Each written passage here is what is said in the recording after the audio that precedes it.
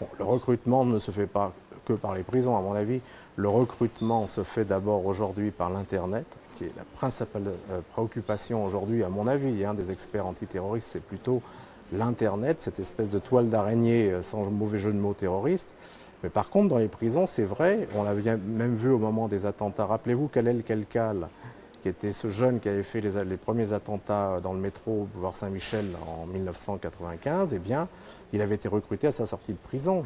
Vous avez un certain nombre d'anciens responsables de groupes terroristes qui, quand ils terminent leur peine, eh bien, ils servent d'agents de liaison ou ils servent de parrains à des terroristes et ils les attendent, ceux qu'ils ont connus en prison, ils les attendent parce que la frustration, le terrorisme fonctionne beaucoup avec frustration.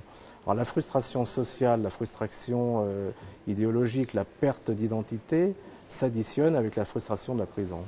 Alors ils sont contactés directement en prison, soit par d'autres détenus, mais ça peut se faire également par l'intermédiaire, pas d'aumôniers, parce que en l'occurrence, il s'agit plutôt de prêcheurs qui viennent de l'extérieur, ce qui est tout à fait normal, puisqu'il faut respecter les conditions religieuses de chacun, mais souvent, il y a eu des cas, il apparaît qu'ils ont été mal sélectionnés et qu'ils apportaient plutôt des moyens de satisfaire leurs clients, entre guillemets, après leur libération comme étant des futurs terroristes.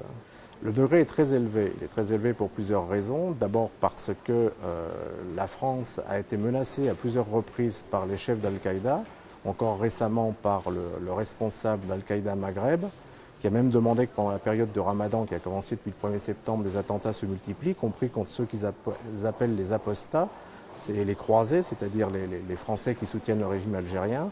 Donc là, il y a une réelle menace.